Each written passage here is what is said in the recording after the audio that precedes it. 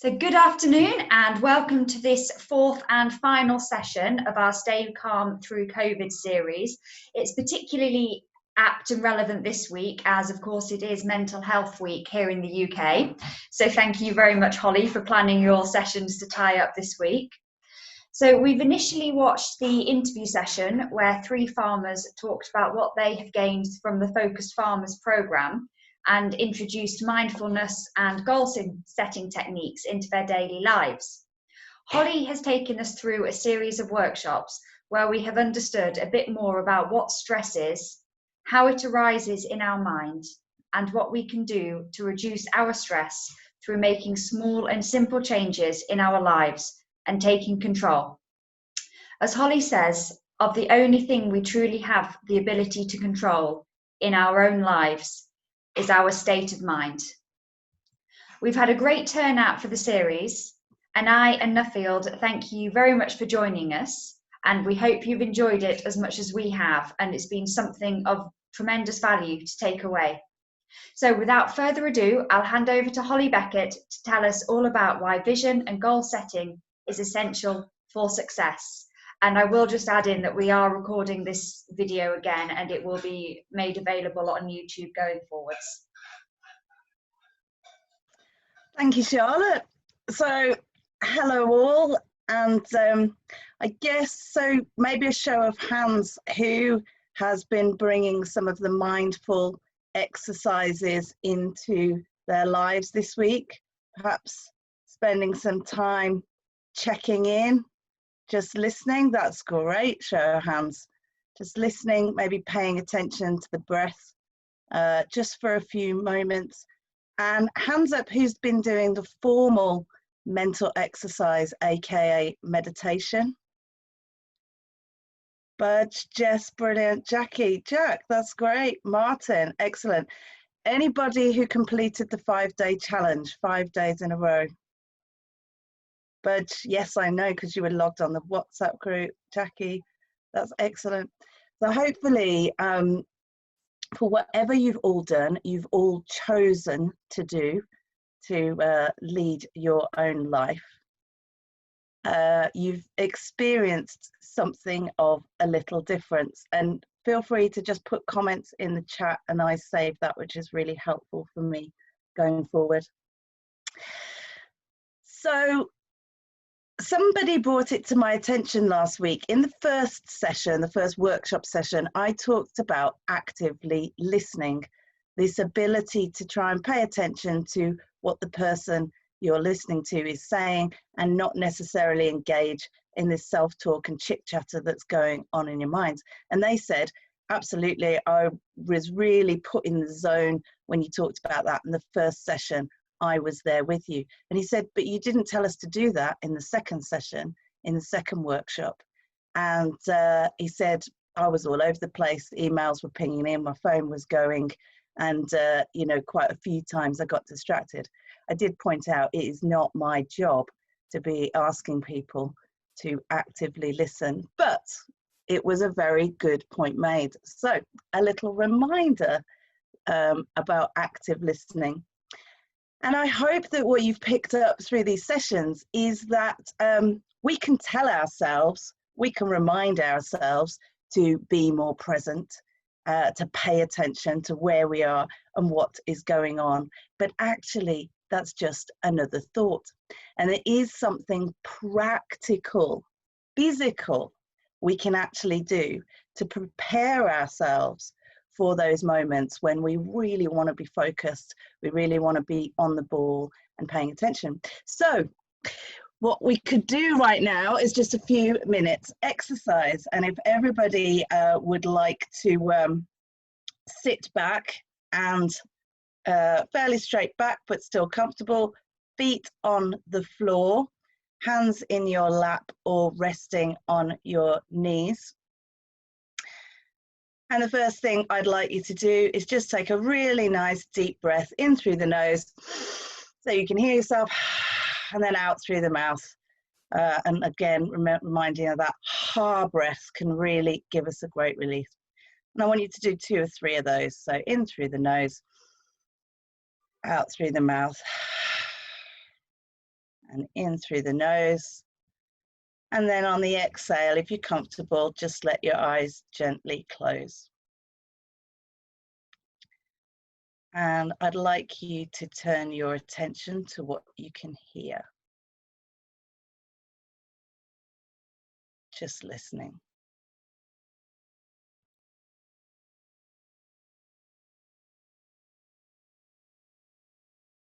The mind might chatter, but don't engage, just listen.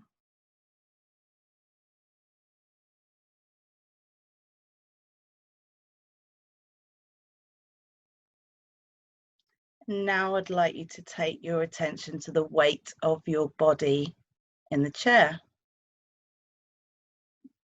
Just what you can feel underneath you. Perhaps you can feel the chair supporting your back.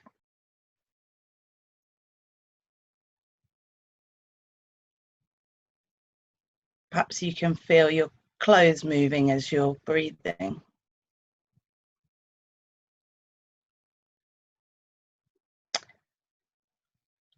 Now I'd like you to take your attention to the top of your head, where your forehead is.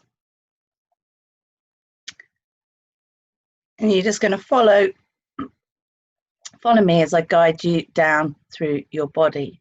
So just if we're relaxing your forehead, come down past your eyes, relax your eyes and your ears, relax your cheeks and your jaw, moving your awareness down through past your chin, down to your neck and your shoulders. Let your shoulders relax, down your arms and your chest, abdomen, past your stomach, down to your hips, your thighs, knees, calves and shins. And your awareness is now down to your feet and what you can feel underneath your feet.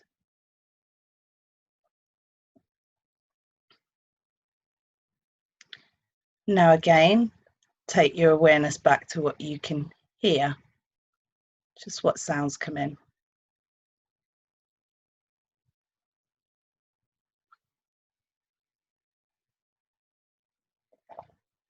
If the mind wanders, just don't engage in the thought, let it go and keep listening.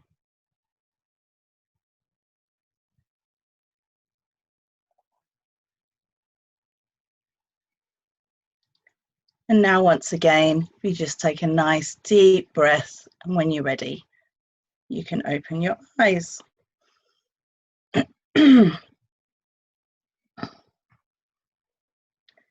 Got everybody, nobody's snoring, that's good. Okay, so hopefully we are all now fully focused in the zone, ready to listen to me rabbit on about why vision and goal setting is essential for success.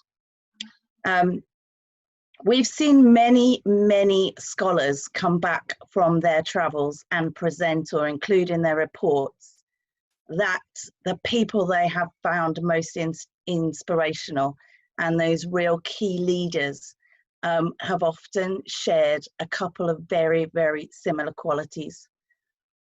One is the right attitude, and the second is the ability to visualize, to have a vision of where they're going. And I think there comes in that quality of attitude as well, a belief, a self-belief that they will get there. This was something I very much had an understanding of before I took my Nuffield, and what I was interested in is what is that and how can we get there? How can we all work a little bit more towards that so that we are successful? And I'll just remind you, success to me is achieving what you want to achieve, whatever that be, and it's down to you and you only to define that. we've worked out, hopefully, through the sessions, or I've given you an introduction at least, how we can get that attitude, how we can be performing at our best more of the time. And it very much comes down to this mental exercise. That certainly seems to be a very scientifically proven way, meditation, of increasing mindfulness. And then it's about our choice, how we choose to go through day by day. And in that exercise that we've just done, a couple of people have said this to me, and I think this is great analogy really for the farming community to understand what you're doing. I think I mentioned last week, it's like getting your mind to sit like a dog. It literally is like training your dog. So if you go back to when you're training your dog and you're wanting them to sit and wait. And it's a practice of repeating that over and over again. And with the meditation, you'll be trying to get your mind to sit and be still. And you'll get a moment of that. Then the dog tries to move and you go, ah, dog sits back down. Notice the thought there, I let it go, back focus, brilliant. Then the next minute is that you've asked the dog to sit and you've done the whole, you're walking away now to see how long that dog is going to wait and do what you said. And the next thing is, what you notice is that that dog has come and snuck under your feet and you're giving it a little tickle with your feet and you're enjoying it. And you do that for a few more moments before you realize, oh, it's supposed to be sitting. And there's two things that we can do at that point. People who understand training dogs and how they get the most of them will send that dog straight back to where they asked it to sit. They won't reward their behavior. There'll be other people, and those of you that try and train dogs within your family environment as well, and the kids are about, well, the dog's looking so cute there, lying around and taking our attention, that actually we give it a little fuss and a little tickle and we say how cute it is. And we do this praising of behavior. Oh, how good you are. That's not the way to get the most from your dog, to show it who is boss. But what we do in the beginning, because we do give our dogs lots of fuss and lots of attention and lots of praise to get the most out of them as well, but the beginning in that training, to create a relationship where you are working with your dog and you and that dog know exactly what you're trying to achieve on the hill. And you almost read each other. You don't have to be telling it what to do every moment because it knows what you want it to do. And it has an instinctual connection with you. That, I would say, is a good analogy of what you will get from this mental exercise, from meditation. You train your mind to work with you intuitively about where you want to go. So we know the exercise, we know what that brings in terms of attitude, but do we know where we want to go? What is that vision? So we've already hopefully understood a little bit more the waste of worry, these thoughts that come into our mind, often from the 70,000 thoughts that are just billowing through, trying to make sense of the now from everything in our hard drive of a brain that's gone and passed already. But a worry is something that keeps going on round and round and round. And I love this. Worry is the rust upon the blade. It is not the movement that destroys the machinery, but the friction. So a quick recap. I've been talking about the central executive in both the previous sessions.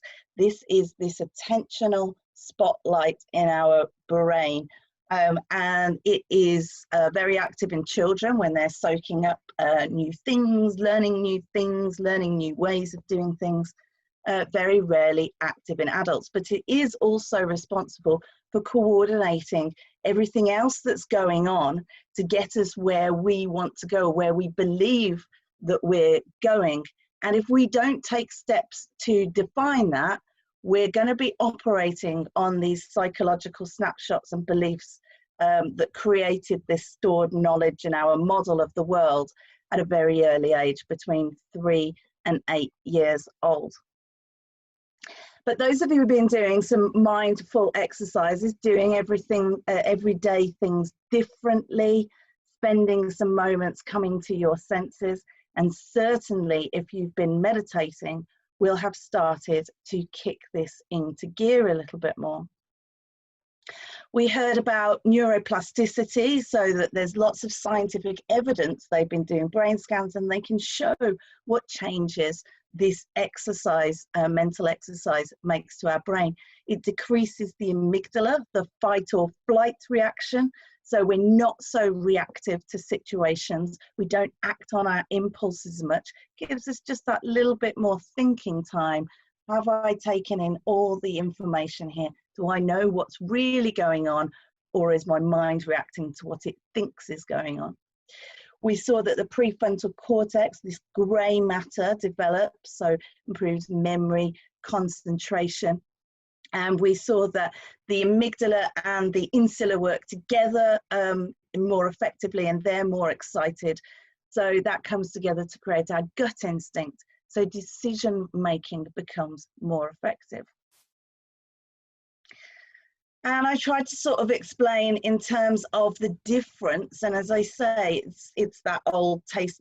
Only one way to actually know what a tomato tastes like is to go and taste a tomato and try it. And I hate sounding dogmatic, but unless you go and try this exercise, and I would encourage to do 5 days in a row, you are not going to have a full experiential understanding of what this brings. It will all just still be theory.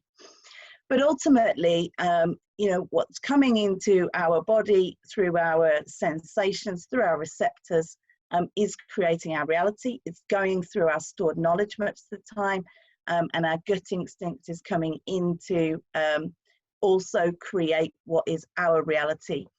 But I guess on reflection, and sort of another thought that's come to me this week is that by stepping aside to that store knowledge, what you're doing is you're breaking down this barrier of automaticity.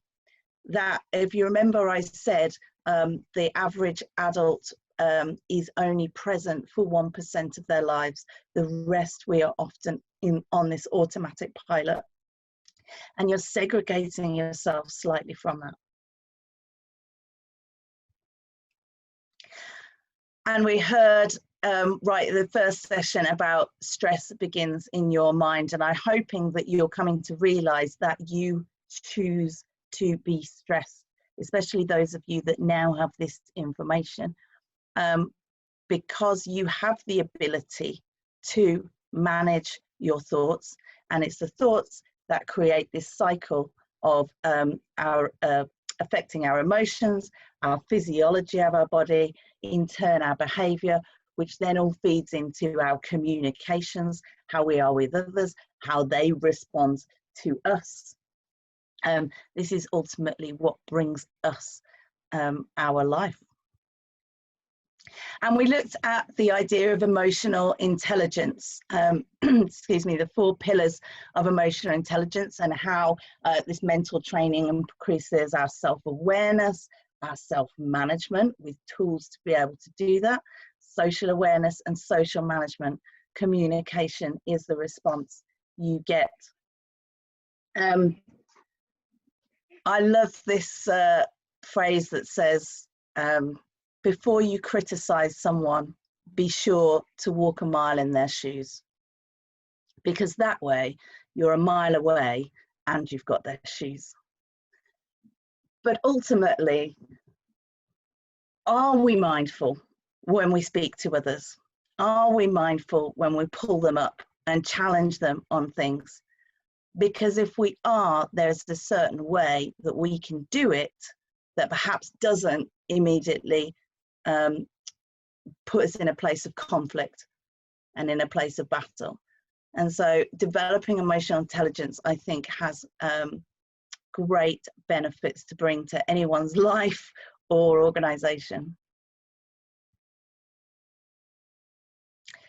So the one and only barrier to mental exercise, I'm just going to bring you all back up here.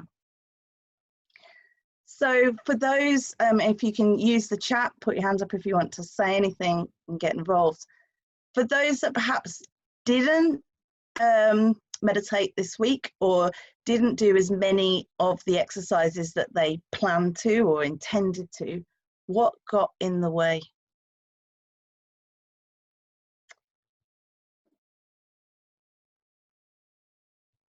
Martin says he was all right until he got to the stomach and then realized how much he'd eaten over lockdown. There's a thought there, but perhaps from some discomfort. So those who'd set themselves the challenge, why did they not do what they intended to do? Work and family. So these things in our lives getting in the way. Anyone else? Lack of time.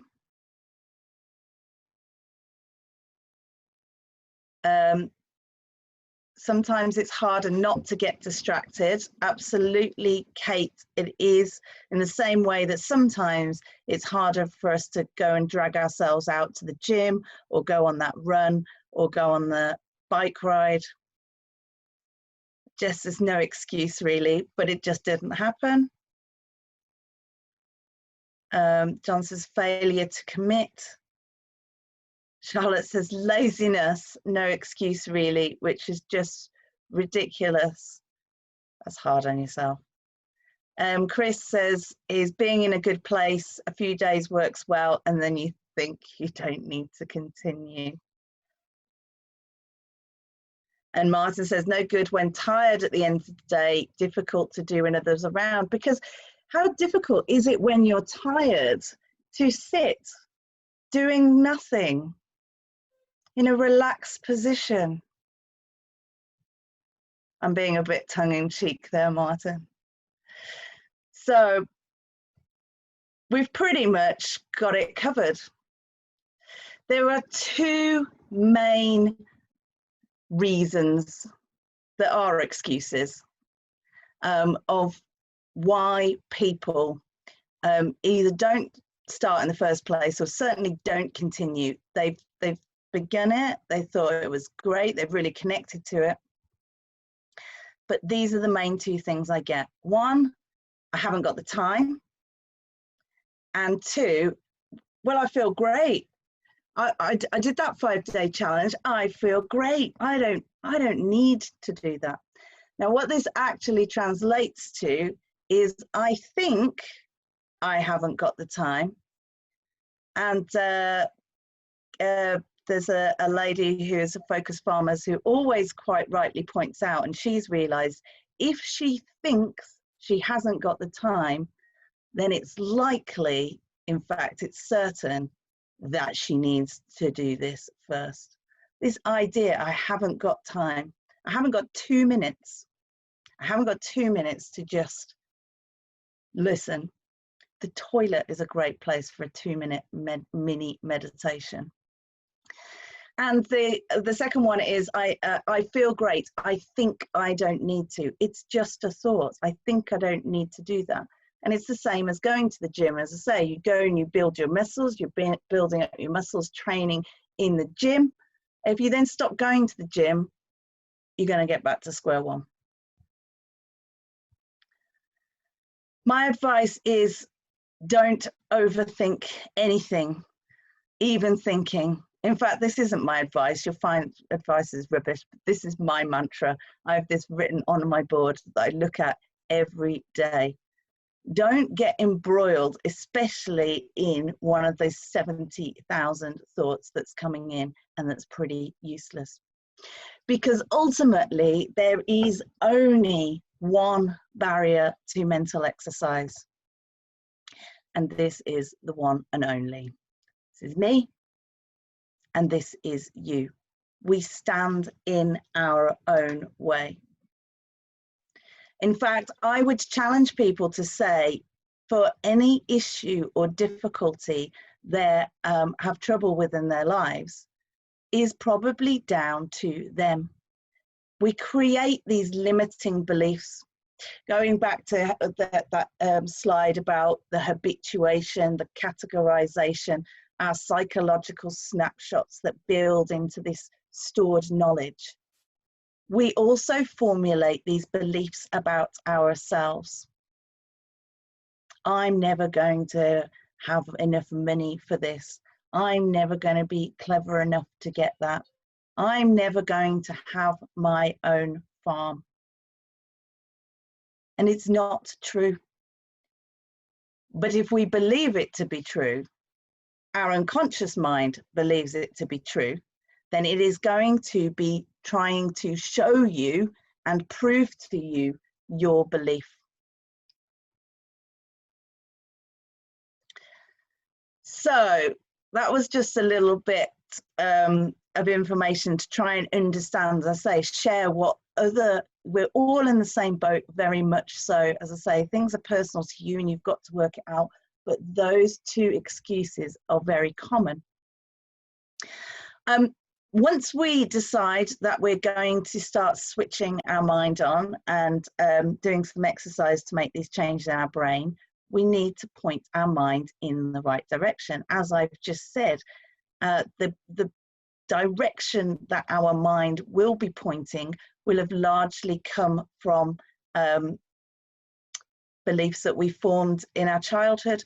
Now, with you guys and Nuffields, I think that's probably absolutely, I'm sure of it, has developed further. And I think that you've probably all experienced the things that I'm talking about, the successes in your own lives. I think there are people who naturally form the abilities of using their mind in this certain way. And I think that we're very fortunate people, and Nuffield is definitely a network of people that I have found that is like-minded and that understands the way my model of the world is and how this is and how this operates. But I will go back to, because often we've got that establishment from our peers and our families growing up. It was a natural ability. We don't fully understand it. And if we go back to my analogy about the car, and when I was talking about understanding the brain and the mind and how it operates at the moment, it's a little bit like, I can use my car and I know that that gets me A to B easier, but do I fully understand the workings so that if something's not quite right, I can fix it and tweak it? And also I can give it the maintenance to make sure that it's more unlikely that it breaks down. And it's exactly the same with this idea of vision and goal setting. So we need to point our mind in the right direction. And, oh, excuse me, I've mentioned a few times, know your why. If we don't know our why in any given moment, we probably shouldn't be doing it. And this also sort of balances on, don't be too hard on yourself and listen to your body and your mind. So when I'm talking about knowing your why and at any given moment, how is that contributing to your goal, to where you want to go? If on a Friday night, or any night for that matter, you decide that sitting on the sofa or and binge watching a Netflix series with a bottle of wine is what you want to do, then you go for it, because that's what contributes to relaxing, chilling out, having this de-stressing time. Or you're exercising, you're eating healthy, all those things that that we know are good for us, that contribute to improving our well-being, improving our state of mind. Meditation is not a silver bullet.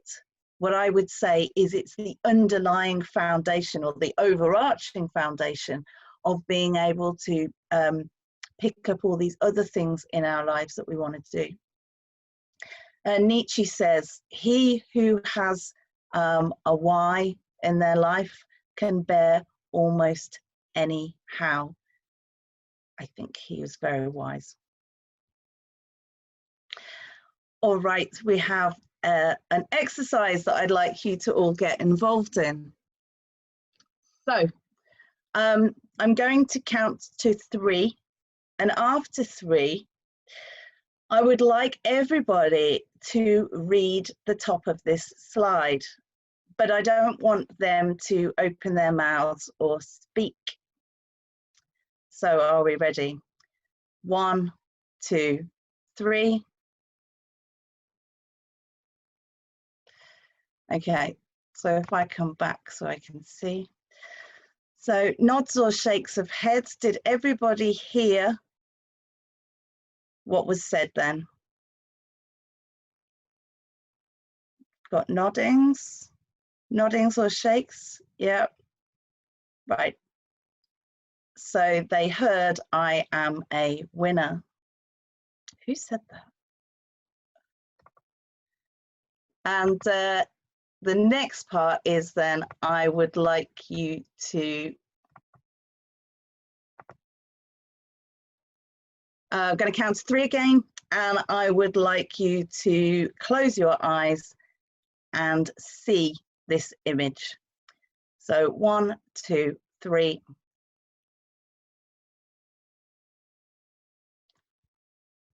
Okay. Did everybody see the image in their mind? Nods? Anybody shaking a head? Can't say iffy. And perhaps if you didn't clearly see it visually, you'd have almost felt it. You had some concept, yeah, Con's nodding his head to that there. You have some concept of what that maybe looks and feels like. We have this amazing ability to purposefully use our mind, our self-talk that I've been berating this whole time, and our ability to visualize, to see. But there's a difference, and the reason I use that exercise, which might seem a little bit juvenile, but I'm trying to make the point of the difference between the 70,000 just churning diatribe that goes on all the time and the purposeful thinking that we have the ability to do and control.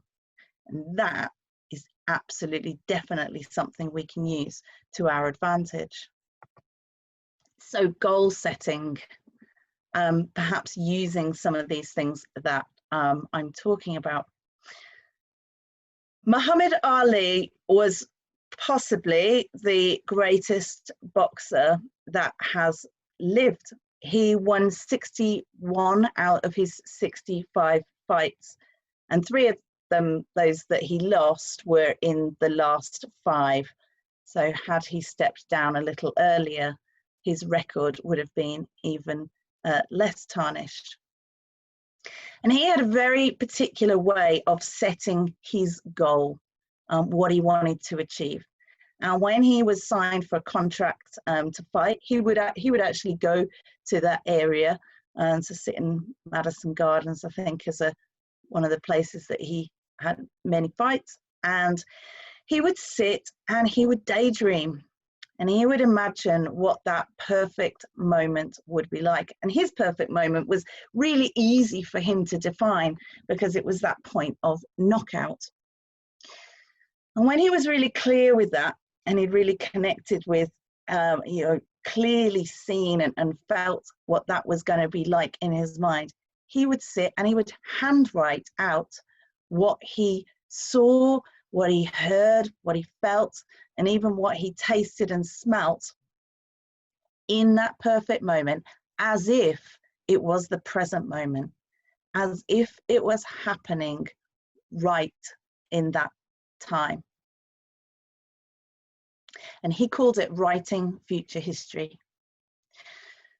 And the reason this is so powerful is our unconscious mind cannot tell the difference between the past, the present, and the future. Especially as we're engaging in it, it is going to have a reaction on the body as to whatever is going on. And this is why people who are thinking about the past, about that argument that they had, or the interview that they had where they wish they'd said this or they wish they'd said that. And they're quite often latching on to one of the 70,000 thoughts that they had at the time, not necessarily that that was the actual situation, but what they interpreted of the situation. And they're reliving it. On a very extreme level, you'd have PTSD, where people are actually reliving that trauma over again in their mind and experiencing that in their body, clearly bringing on that stress response that we learned about in the first workshop.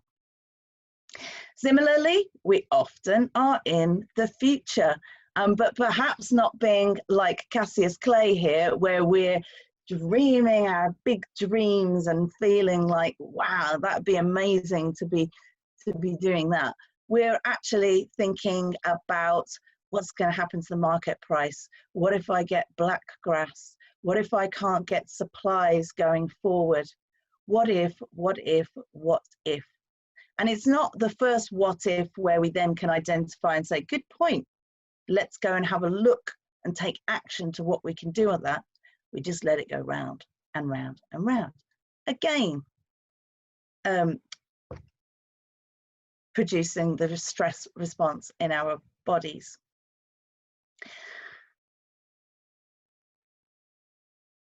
Your unconscious mind that I sort of touched on earlier in this session, its role is to prove to you what your beliefs are, that your model of the world is correct. And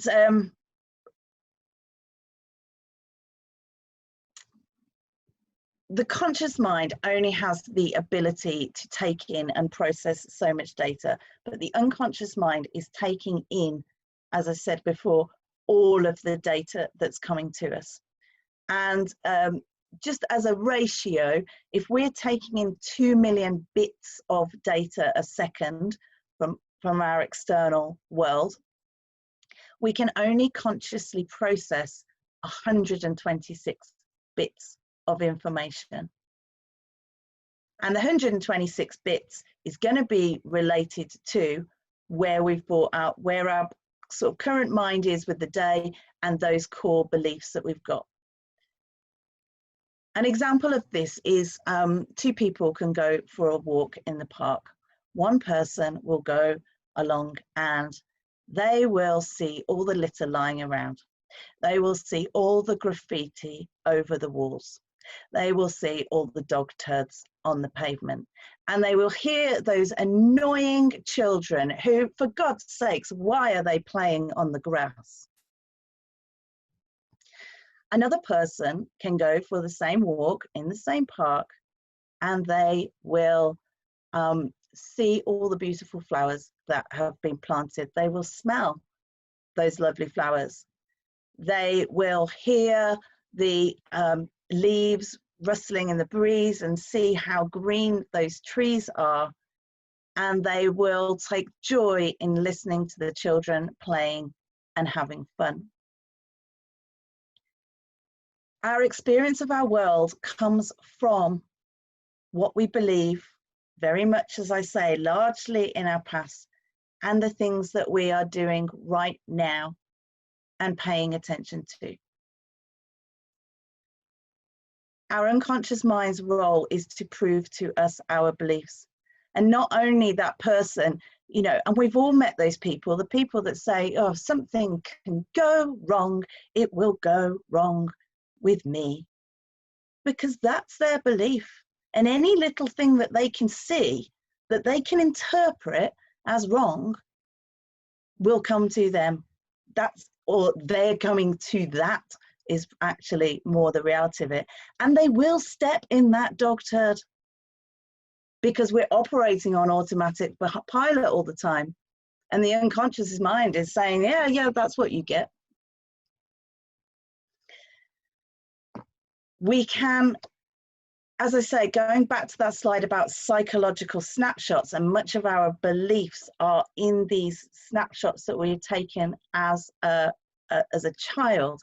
This exercise here, this writing future history, is a really good mind trick, pretty much, of bringing your vision, your perfect moment, your goal to the forefront of your mind and placing it as a psychological snapshot that your mind believes has happened already because it's in that moment.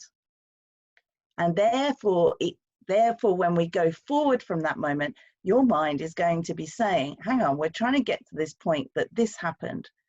And those avenues, those open doors, those routes that will lead you to get to your goal will become more apparent, especially when you've coupled it with that daily mental exercise, that meditation, even if it's just for 6 minutes or so a day, to drive you away from your automaticity and pay more attention to your life. Turn up to your life.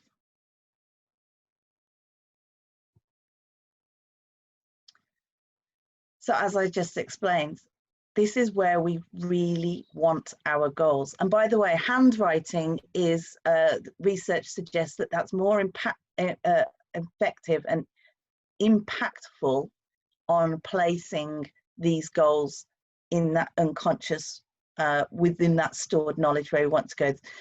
People do type, obviously, and use that exercise, but very much that's muscle memory. So it's thought to not be as effective. So this is where this exercise is going to help put these goals within our stored knowledge. And going back to what I was saying about training the dog, and getting to that point where you're working with your dog and you're intuitively working together. You don't always have to give it a command every time. It knows what you want to do. By working together more effectively, by learning about each other and paying attention over that time of training, you've now got to this space where you intuitively work together for the same thing. So the exercise is Muhammad Ali. He sat there and, as I say, he's daydreaming. Or you might relate to, as I said, I'm pretty sure that all of you here will have all done this at some point and do this in your lives.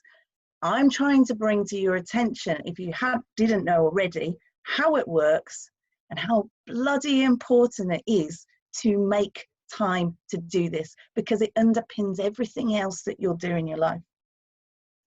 So do you spend time connecting with that vision, having that vision, imagineering, as my dad would call it, daydreaming? And as I've said there, piano practice, there's a really interesting piece of research that came out of Harvard, I think it was, recently. And very quickly, the exercise was, they got a group of people to come in and every day for 5 days, for 2 hours a day, they had to play a simple 5-note scale on the piano. So they put all these, wired all their brain up so they could see what activity was going on, and they could obviously monitor what was going on in the brain. And no surprise to us all, that as the days went by, 2 hours a day for 5 days, the changes that were happening in the brain from people doing this repetitive exercise were very clear. There were changes to do with muscle memory and a whole host, because obviously the brain is very complex, and without complicating things too much, ultimately the areas where the brains were making changes and new neural connections were occurring, they described as popping up like daisies in a garden, all these different things. Then what they did was they got a second group of people to come in 2 hours a day for 5 days and to imagine in their mind that they were playing this 5-note scale. Not move their fingers, just sit there quietly, but imagine that they were moving their fingers, that they were actually playing that scale. And what they found was that the changes in those people's brains and these new neural connections and networks, the things were popping up, just like daisies in a garden. The same thing. Practice makes perfect, and we have the ability to practice in our mind, and it's going to prepare you for when you are faced with a real life situation.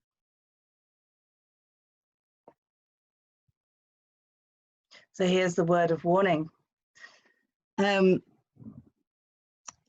It's not uncommon that we set our goals and we do a lot of the planning, purposeful planning in our lives around our work life, around our business, our organization.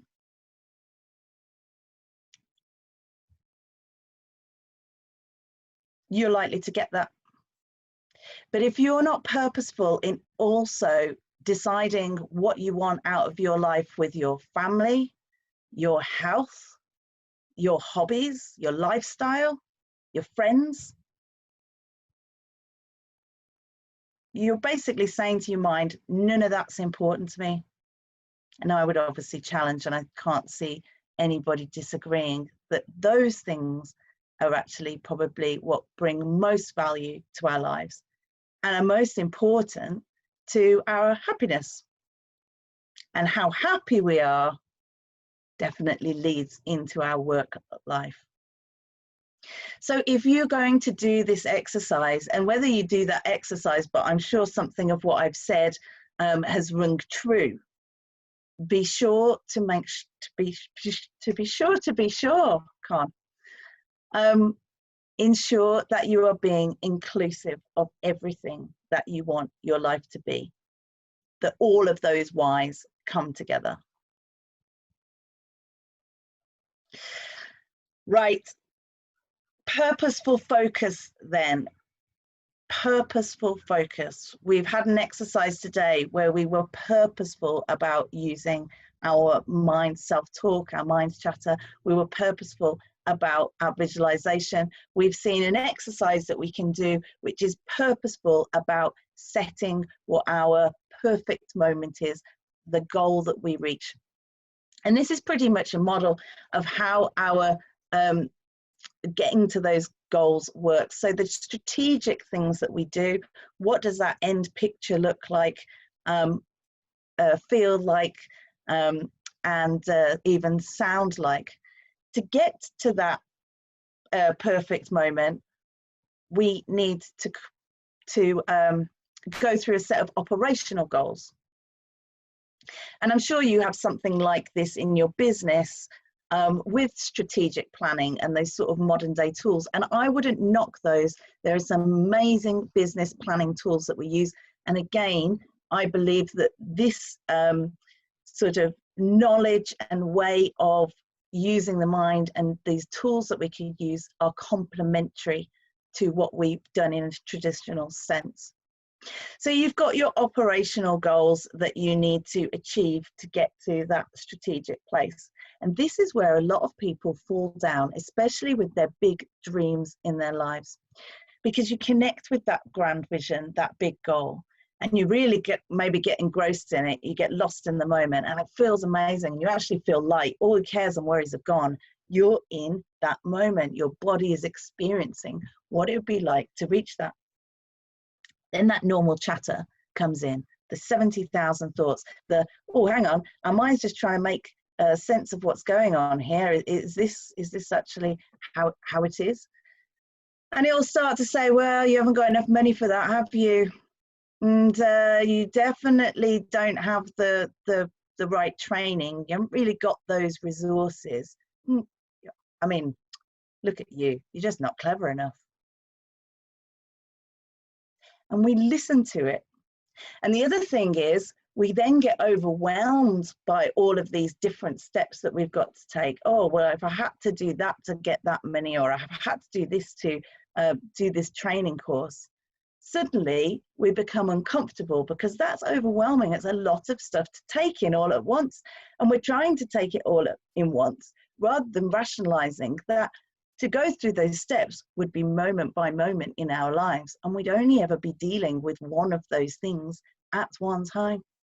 And remember, going back to waiting for the man-eating, or being prepared for the man or woman-eating tiger to jump out the bushes, we're far too distracted with all these things going on, and our mind doesn't like it. It just wants to get into our little comfort zone again and be prepared for that attentional spotlight to jump out to this threat, not focus on getting to us to our dream. The task-based goals we're better at, though. The to-do list that we all have, those little everyday tasks, but that do tend to often rule our lives. Because we create the rules of our own to-do list, we set ourselves challenges to get X, Y, Z done, and it doesn't always get done because other things come up and get in the way, and actually sometimes they're great opportunities. They really lead us off course of a day. And then we beat ourselves up because we didn't get that done, which is, again, a waste of time.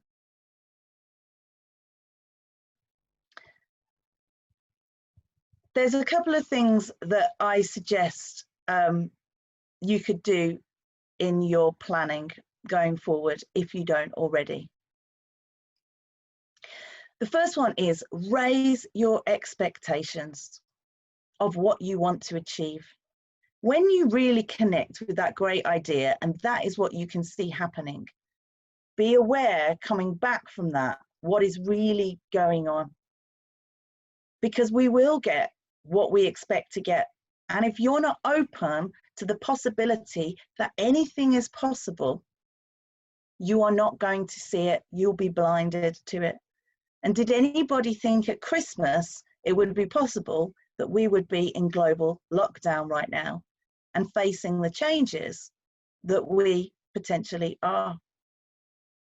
And the second thing that people don't tend to do is, when they're looking at that big goal and they're setting those goals and even looking at those operational moments in between to get to it, they look at it from who they are now, not that person that you're gonna be in the future when you achieve it. And it's really important to consider that difference, because when you were 20, you couldn't probably even have a concept of what you would be like when you're 40 or 60. But now that you've had that experience, I'm 40 this year, do I have a concept of what it's going to be like when I'm 60? No, but I've got an idea of what it could be like. Don't compare yourself to anybody else. It's a huge factor in poor mental health. The only person you should compare yourself to is who you were yesterday. Simple as. So that is leading us to the end of the session, and I've really rabbited on, so pointless thought. Let's continue. Homework for life, and I say life because this is the end of the session so far, and that was an introduction. When you've taken charge of your state of mind, which you hopefully are all aware of the best way to do that, aka mental exercise, meditation, daily. If I hadn't said already, and I think I had, the people who have come through the Focus Farmers program, what we found is that it's the regularity that counts. People doing it for just 2 minutes or 4 minutes or 6 minutes each day show a greater improvements than people who are doing it for 20 minutes, but only 3 times a week. If people are coming through the Focus Farmers program, the first weeks is very much around taking charge of that state of mind, developing your ability to be mindful in your life, repeating these exercises that you can do to getting to grips with what that actually means, knowing your mind more. And then they can start to daydream. You can do it now, of course you can. You can daydream any moment and start doing that exercise, but the better your mental health is and the better your state of mind, the more the grander basically your vision is going to be. And you can spend time, as I say, going through that exercise, and I'll include these resources with the information that we send out to you. But you can take the opportunity to go and handwrite this perfect moment. And something like Christmas Day is very good. What does this Christmas Day look like for you in this coming year? Because you can have a good sense of how you feel, who's with you, what's going on in your life from that snapshot in time.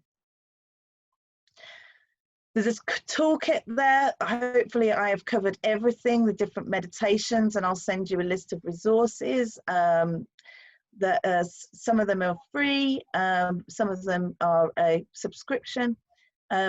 Mini meditations that you can do, just this reset, press this reset button through the day, like we did at the beginning of this session. Every day, things differently. Ask open questions before going to sleep. Allow your unconscious mind to do its work at night. In the morning, things always seem clearer. And handwrite your goals